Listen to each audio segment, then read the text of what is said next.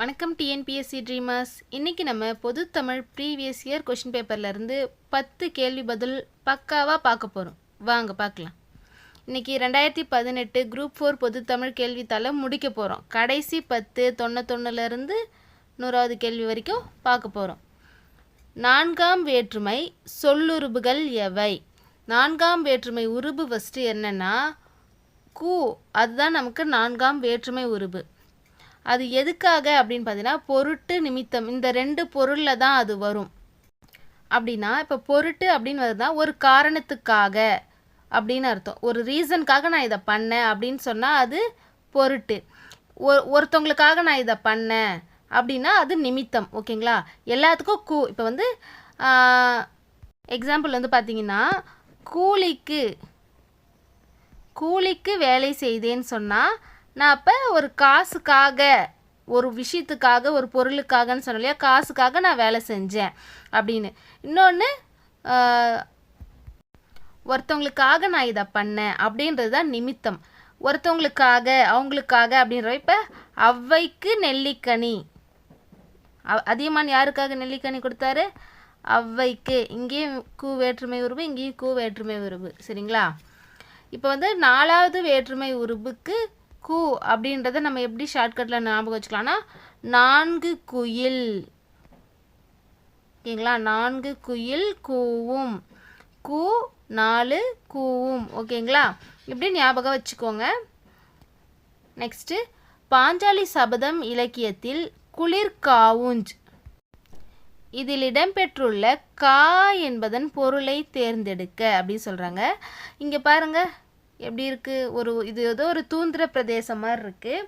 இது வந்து நான் ஷார்ட்கட்காக உங்களுக்காக போட்டிருக்கேன். என்னென்னா குளிர்காவுஞ்ச் அப்படின்னா குளிர்ந்த காடு அப்படின்னு ஞாபகம் வச்சுக்கோங்க. குளிர்காவுஞ்ச் குளிர்ந்த காடு. கானா ஓரெழுத்து ஒரு மொழி கண்டிப்பாக ஒன்று வந்துடும். ஓகேங்களா? அதில் கான்றதுக்கு அர்த்தம் காடு. அடுத்து போகலாங்களா? நேர நிகர அன்ன இன்ன என்பன பிறவும் உவமத்துருபே என்ற வரிகள் இடம்பெற்றுள்ள நூல் நன்னூல். ஏன்னா நன்னூலில் தான், நன்னூல்ன்றது வந்து பார்த்திங்கன்னா ஒரு இலக்கண நூல். நமக்கு இலக்கணம், கிராமர், எப்படி தமிழ் கிராமர் இருக்கணும் அப்படின்னு சொல்லக்கூடிய ஒரு நூல் தான் நன்னூல். அதில் வந்து இது எதுக்கான இலக்கணம் பார்த்திங்கன்னா ஓம உருபுகள். ஓம உருபுகளை தான் வந்து நேர நிகர அன்ன இன்ன அப்படின்ட்டு மான கடுப்பு அப்படின்னு எல்லா ஓம உருபும் வரும். இது எல்லாம் வந்து வர்றது தான். ஓகேங்களா? இதெல்லாம் வந்து ஓமத்து உருபே என்பன பிறவும். இதில் மொத்தமாக கொடுக்காம இதெல்லாம் சொல்லிவிட்டு என்பன பிறவும் ஓமத்து உருபே அப்படின்னு சொல்கிறாங்க. இது வந்து நன்னூலார சொல்லியிருப்பாங்க. சரிங்களா? நாட்டை காக்க ஐவர் போர்க்களம் சென்றனர் என்னும் தொடரில் ஐவர் என்பதன் இலக்கணம் யாது?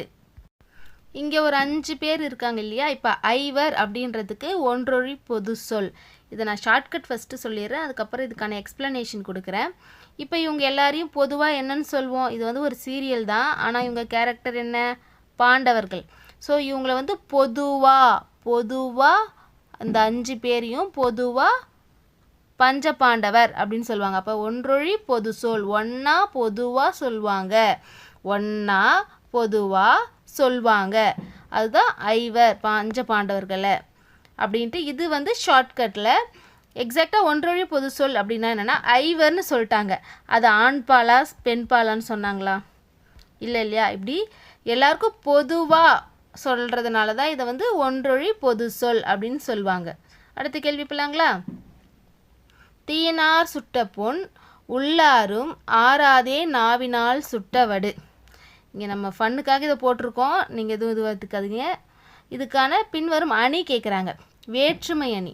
இப்போ என்ன சொல்கிறாங்கன்னா தீயும் சுட்டுடுச்சு, ஒருத்தங்க நாவினால் வந்து வரைமுறை இல்லாமல் பேசிட்டாங்க, அதுவும் நமக்கு மனசுக்கு சுட்டுடுச்சு. ஓகேவா? இப்படி ஒரு விஷயத்தை ரெண்டு விஷயத்துக்கும் பொருந்துற மாதிரி, ரெண்டும் ஒரே மாதிரி அப்படின்னு சொல்லிட்டு ஆனால் இது ஒன்று இல்லை அப்படின்னு சொல்கிற மாதிரி சொல்லுவாங்களே, இந்த செருப்பு ஒன்றா, அந்த மாதிரி காமெடிக்கு சொல்கிறேன். ஓகேங்களா? தீயினால் சுட்ட பொண்ணு ஆறும், ஆனால் நாவினால் சுட்டது ஆறாது. ரெண்டுமே சுடும், ஆனால் அது ஆறும் இது ஆறாது. ரெண்டுத்துக்கும் பொதுவான ஒன்றை சொல்லிவிட்டு அதுக்கப்புறம் அதை வேறுபடுத்தி காட்டுறது வேற்றுமை அணி. ஓகேங்களா? அடுத்த கேள்வி போலாங்களா?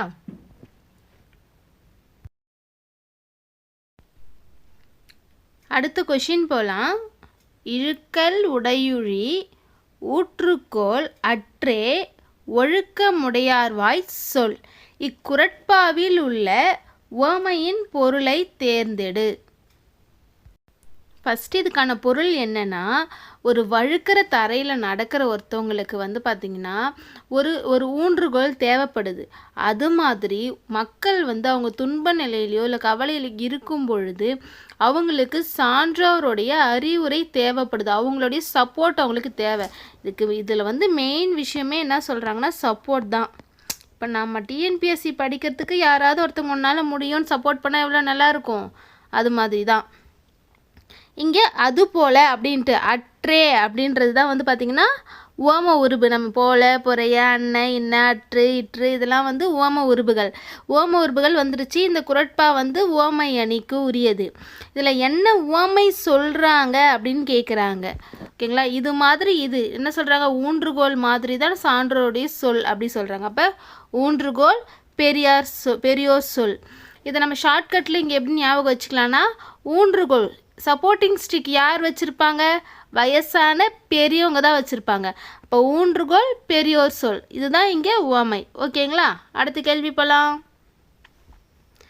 பட்டியுள்ள காலை படிப்பால் கறக்குமே, நல்ல பசு வேலை தவிராது உழும்.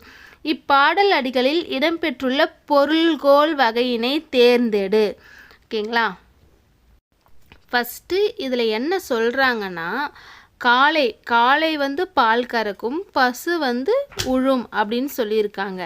இதில் என்ன அப்படியே உள்டாவாக இருக்கு இல்லையா? அப்போ இது கொண்டு கூட்டு பொருள்கோள். கொண்டு கூட்டு பொருள்கோள்னால் அப்படியே பிச்சு நம்மளோட பசில்ஸ் மாதிரி பிச்சு போட்டு கிடக்கும். அதை நம்ம ஒன்று சேர்க்கணும். அப்போ காளை வேலை தவறாமல் உழும், நல்ல பசு படிப்பால் கறக்கும். ஓகேங்களா? இதுக்கான ஆன்சர் கொண்டு கூட்டு பொருள்கோள். எல்லாத்தையும் கூட்டி வாரி கொட்டணுன்ற மாதிரி கொண்டு கூட்டு பொருள்கோள். அன்னம் நுனினா வருட எவ்வெழுத்துக்கள் தோன்றும். ரா ழா. நம்ம அந்த கீழே இருக்கிறத நம்ம ப்ரொனவுன்ஸ் பண்ணி பார்க்கும்போதே இதுக்கு எது மேட்ச் ஆகுன்றது நமக்கு தெரிஞ்சிடும். ஓகேங்களா?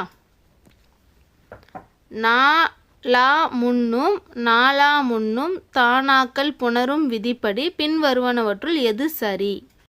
தனித்தனியாக எடுத்துக்கோங்க. நா லா, அதுக்கப்புறம் பார்த்திங்கன்னா நா லா. ஓகேங்களா?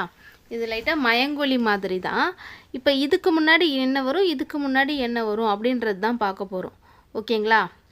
இந்த நாக்கு எப்பயுமே இந்த ரா தான் பேரு இல்லையா? நன்றி அப்படின்னு ஞாபகம் வச்சுக்கோங்க. இப்போ நன்றி அப்படின்றப்ப இவங்க ரெண்டு பேரும் பேர்.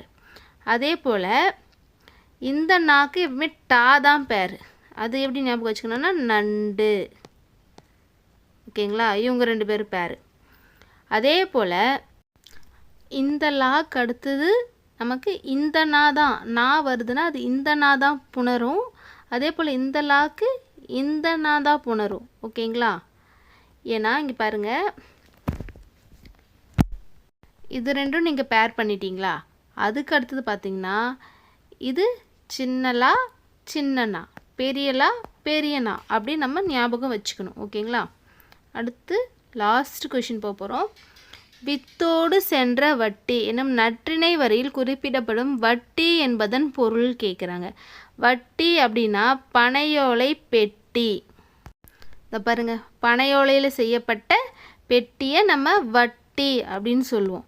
இதை நம்ம ஷார்ட்கட்டில் எப்படி ஞாபகம் வச்சுக்கலாம் அப்படின்னு பார்த்தீங்கன்னா, இப்போ வட்டிக்கு விடுறாங்க அப்படின்னு பார்த்தீங்கன்னா அவங்க பெட்டி பெட்டியாக பணம் வச்சுருப்பாங்க. பெட்டியாக, அதனால் பண பெட்டி, பனையோலை பெட்டி. ஓகேங்களா? வட்டிக்கு விடுறவங்க கிட்ட நிறையா இருக்கும் அப்படின்னு நம்ம ஞாபகம் வச்சுக்கணும். இன்றைக்கி இந்த 10 கேள்வி முடிவடைந்தது. நாளைக்கு அடுத்த 10 கேள்வியோடு உங்களை சந்திக்கிறேன். நன்றி, வணக்கம்.